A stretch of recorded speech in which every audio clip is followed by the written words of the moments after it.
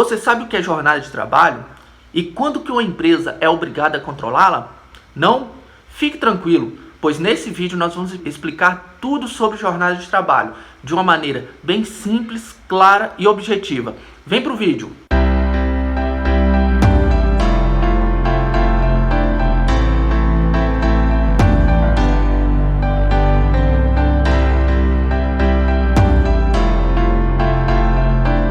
Fala galera, tudo bem com vocês? Sejam bem-vindos neste canal. Para quem não me conhece, eu me chamo Cássio Rafael, sou especialista em Direito do Trabalho e Previdenciário. E neste vídeo nós vamos aprender sobre um tema muito importante, que é jornada de trabalho. A jornada de trabalho, ela compreende o tempo em que o empregado tem de se colocar em disponibilidade perante seu empregador, que por força do contrato de trabalho, ele terá de cumprir um horário de trabalho. Em suma, consiste no tempo em que o empregador pode dispor da força de trabalho de seu empregado, conforme previamente já delimitado no contrato de trabalho.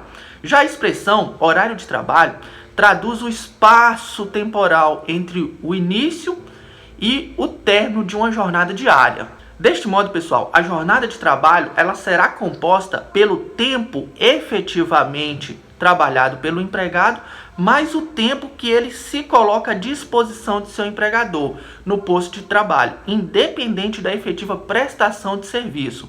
Vamos ao exemplo para entender melhor? Um vendedor que possua jornada de trabalho de 8 às 17 horas com 1 hora de intervalo de refeição. No período em que ele estiver no seu posto de trabalho atendendo um cliente, ele está efetivamente prestando seus serviços. Porém, quando não há clientes naquela loja, ele não está prestando esse labor. Todavia, ele se encontra à disposição de seu empregador. Deste modo, a jornada de trabalho ela mede a principal obrigação do empregado no contrato, a saber, o tempo de prestação de trabalho, e em contrapartida, o seu empregador irá remunerá-lo, tomando como base o salário acordado, no contrato, mais esse tempo despendido. Outro ponto, pessoal, é que a jornada de trabalho ela pode ser dividida em dois tipos: a jornada de trabalho controlada e as jornadas de trabalho não controlada. As jornadas de trabalho controlada consistem naquelas jornadas cujo horário de trabalho ele já está definido no contrato de trabalho e ela é sujeita ao controle pelo empregador, que em regra é a maioria das jornadas de trabalho. Já as jornadas de trabalho não controladas são aquelas que não necessitam do efetivo controle do empregador. Estas estão dispostas lá no artigo 62 da CLT, ao qual dispõe que são aqueles empregados que exercem algum tipo de atividade externa incompatível com a fixação de horário de trabalho. Por exemplo, os motoristas de carreta em rotas nacionais ou internacionais exercem uma atividade externa que não possibilitam ali o seu controle de jornada. Outros também são os gerentes, que exercem cargos de gestão, pelo qual se equiparam com os cargos de diretores ou chefes de departamento, e também aqueles empregados que trabalham em regime de teletrabalho. A Constituição, em seu artigo 7º, inciso 13, vai dispor que são direitos dos trabalhadores urbanos e rurais que a duração normal do trabalho ela não seja superior a 8 horas diárias e 44 horas semanais, facultada a compensação de horários e a redução de jornada mediante acordo ou convenção coletiva de trabalho. Neste mesmo sentido, o artigo 58 da CLT, ele vai dispor que a duração normal de trabalho para os empregados em qualquer atividade privada não pode exceder a 8 horas diárias, desde que não seja fixado expressamente outro limite. Já o parágrafo 1º vai dispor que não serão descontadas nem computadas como jornadas extraordinárias as variações de horário no registro de ponto, não excedentes a 5 minutos, observados os limites de 10 minutos diários. O que significa dizer que tanto no início quanto no final de cada jornada existe uma tolerância de 5 minutos para que aqueles empregados façam o seu registro de ponto, limitados a 10 minutos diários. Logo, se ultrapassar os 10 minutos de limite diário, esse tempo ele será compreendido na jornada do empregado como hora extra. Neste mesmo sentido, a súmula 366 do TST, o Tribunal Superior do Trabalho, dispõe que, se ultrapassado esse limite, será considerado como extra a totalidade do tempo que exceder a jornada normal, pois configura tempo à disposição do empregador. Outro ponto importante é que a reforma trabalhista ela acabou com as chamadas horas in itinere. E no que consistiam essas horas in itinere? As horas in itinere elas consistiam no tempo despendido pelo empregado até o seu local de trabalho e também no seu retorno. Se esse local de trabalho ele fosse de difícil acesso ou ele não fosse servido por transporte público regular em horário compatível com a sua jornada, ou aqueles casos em que os empregados utilizavam-se de condução fornecida pelo empregador. Nesses casos, os períodos eles eram computáveis na jornada de trabalho e, consequentemente, também eram remunerados.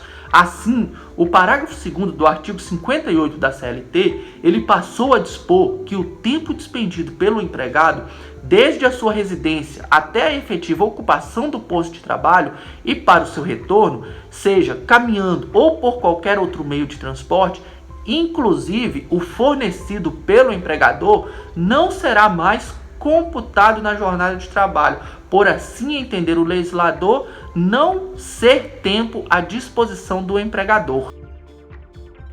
E aí, pessoal, agora eu pergunto para vocês, o que vocês acharam desta alteração da reforma trabalhista sobre as horas in itinere? Deixem aí nos comentários. Já o artigo 58A e os seus parágrafos, ele irá dispor sobre as jornadas de trabalho de forma parcial, que são aquelas cuja duração não exceda 30 horas semanais, sem a possibilidade de horas suplementares. Ou ainda, aquela jornada cuja duração não exceda 26 horas semanais, e nesta sim, com a possibilidade de acréscimo de até 6 horas suplementares semanais. Essas jornadas elas são muito comuns para os estagiários. E como deve ser anotado o controle de jornada de trabalho e quem está obrigado a fazê-lo. O artigo 74 da CLT e seus parágrafos, ele vai dispor que o horário de trabalho ele será anotado em registro de empregados e será obrigatória a anotação da hora de entrada e saída para aqueles estabelecimentos que possuam mais de 20 empregados. Esta anotação ela poderá ser feita em registro manual, mecânico ou eletrônico. Importante salientar que por meio eletrônico deve ser verificada a portaria 1510, que foi criada para instituir regras e obrigações para a adoção do sistema de ponto eletrônico, como, por exemplo, proibição de restrição de marcação de ponto, marcadores automáticos e alterações das informações registradas, estabelecimento de requisitos para registro eletrônico de ponto REP e a emissão obrigatória do comprovante de marcação de cada registro efetuado no REP.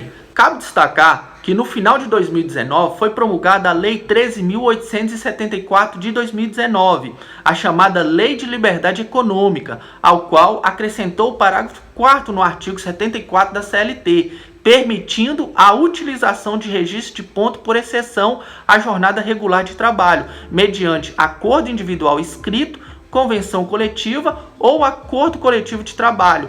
O registro de ponto por exceção é uma forma de controle de jornada que consiste na marcação apenas, como o próprio nome sugere, da exceção de sua jornada, ou seja, será anotado no registro de ponto apenas os horários que forem realizados diferentes da jornada daquele empregado. Por exemplo, os atrasos, as horas extras, as faltas, atestados médicos, ausências e situações semelhantes.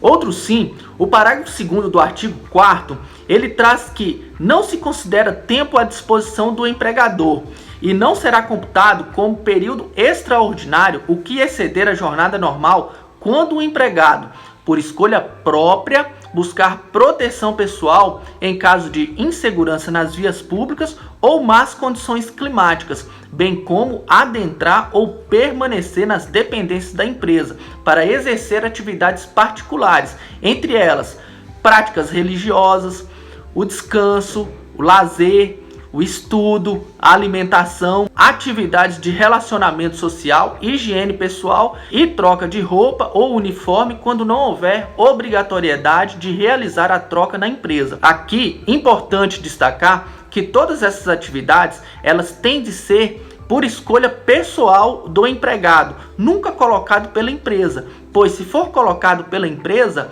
passa a fazer parte da jornada regular ou extraordinária do empregado. Um exemplo, vamos supor aquele empregado que no final da sua jornada, ele chama os seus colegas para poder fazer uma oração e agradecer por mais um dia de trabalho. Então, aqueles 10 a 20 minutos posteriores à jornada normal de trabalho, ao qual o empregado vai utilizar ali para poder fazer uma oração junto com seus colegas, ele não será computado na jornada de trabalho do empregado, por não ser considerado tempo à disposição do empregador.